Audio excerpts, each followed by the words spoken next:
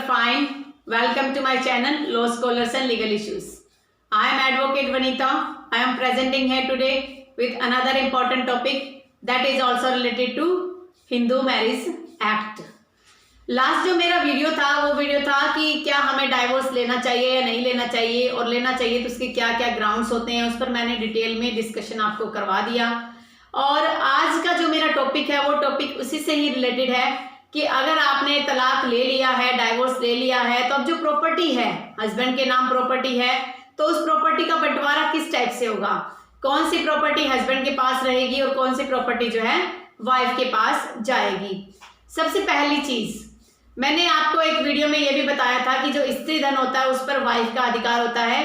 शादी के टाइम या शादी के बाद जो भी गिफ्ट्स वगैरह मिलते हैं, जो वाइफ को मिलते हैं, वो वाइफ का स्त्री धन होता है और उसी के पास उसका अधिकार रहता है। चाहे उसमें ज्वेलरी हो, चाहे उसमें कोई, आप ये कह सकते हो कि किसी प्रकार की सेविंग इकट्ठी करके उसके नाम से दी हुई हो, या कोई भी अलग प्रकार का कोई मटेरियल हो सकता है।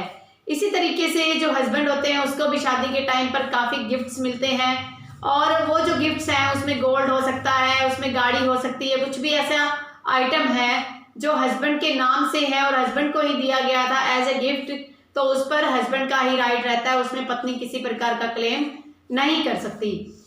अब बात आती है प्रॉपर्टी की कि जो प्रॉपर्टी होती है उसका बंटवारा कैसे होता है। नॉर्मली जो प्रॉपर्टी होती है उसमें से लगभग 1/3 मोस्टली जो है, सुप्रीम कोर्ट का आदेश भी है कि 1/3 पार्ट जो है हस्बैंड की प्रॉपर्टी का शेयर वाइफ को दिया जाता है, क्योंकि अगर हस्बैंड आगे कहीं मैरिज करेगा तो उसकी उन बच्चों के लिए और उस वाइफ के लिए भी अपनी लायबिलिटी बन जाती है, तो 1/3 प्रॉपर्टी का शेयर उसको मिल जाता है। कई बार ये भी विवाद आता है कि कुछ प्रॉपर्टी ऐसी है जो वाइफ के नाम ली गई है और जो हस्बैंड ने ली थी, हस्बैंड की पेमेंट से ली गई है, जो बेनामी संपत्ति की ट्रांजैक्शन होती है कि हस्बैंड ने अपने नाम से प्रॉपर्टी ना लेके वाइफ के नाम से ले ली, लेकिन वो लीगली तौर पर वाइफ की नहीं काउंट होगी, क्योंकि बेनामी ट्रांजैक्शन का जो सिस्टम है वो अब लगभग खत्म हो चुका है। अब अगर हस्बैंड ने अपने पैसे से कोई प्रॉपर्टी खरीदी है और वाइफ को लेकर दी है, तो उसमें वो अपने हिस्सेदारी को क्लेम कर सकता है। ऐसा नहीं कि कोई प्रॉपर्टी वाइफ के नाम आ गई है तो टोटली अब वाइफ की हो जाएगी।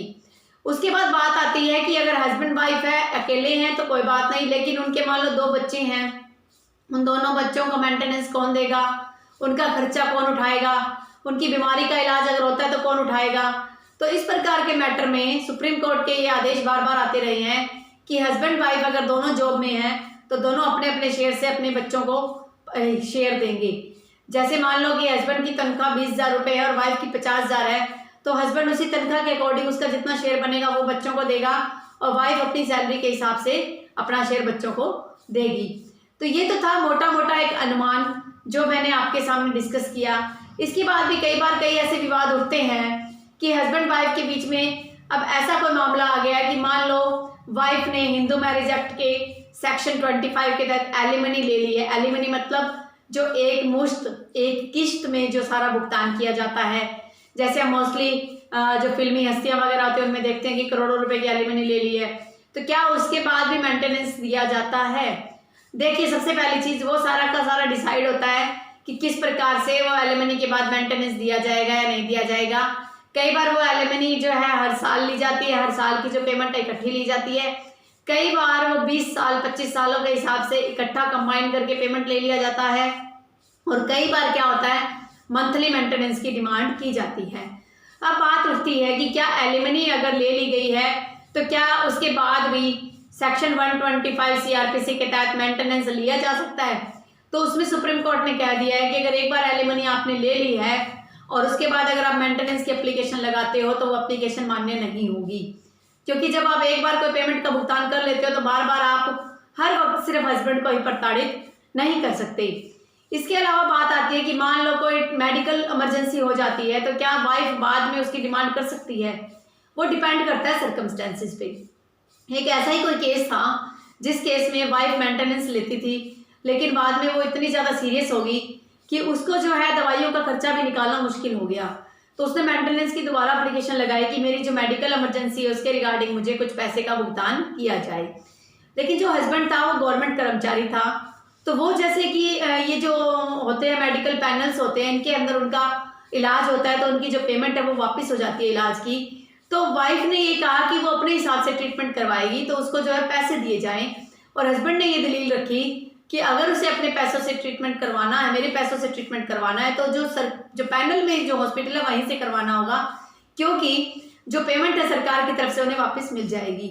तो उस मामले में सुप्रीम कोर्ट ने साफ तौर पर, सुप्रीम कोर्ट क्या अलग अलग जैसे कोर्ट्स के डिसीजन होते हैं, हस्बैंड की तरफ पक्ष रखते हुए कहा कि जो हस्बैंड है उसकी लायबिलिटी है कि अपनी वाइफ की वो केयर करेगा, अपने जो डाइवोर्स के बाद भी वो उसकी वाइफ की कैटेगरी में ही आती है।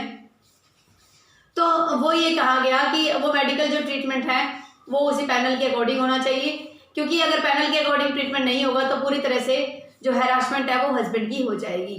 तो ये तो कुछ एक प्रॉपर्टी के राइट्स हैं जो वाइफ को मिल सकते हैं। और वैसे अगर ये कहा जाए, पहले तो क्या था कि जजमेंट आया हुआ था एक सुप्रीम कोर्ट का 2006 का, उसमें ये कहा गया कि अगर हस्बैंड के नाम कोई प्रॉपर्टी है तो सिर्फ उसी में से रहने को शेयर मिलेगा। लेकिन अब डोमेस्टिक वायलेंस के तहत थोड़ा सा ये रवैया चेंज हो चुका है।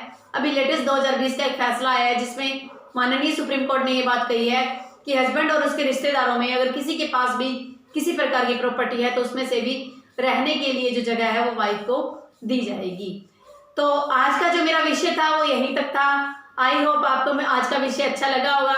आई होप आपने आज का लेक्चर एंजॉय किया होगा। अगर आपको किसी प्रकार का डाउट है तो आप मुझे कमेंट कर सकते हैं।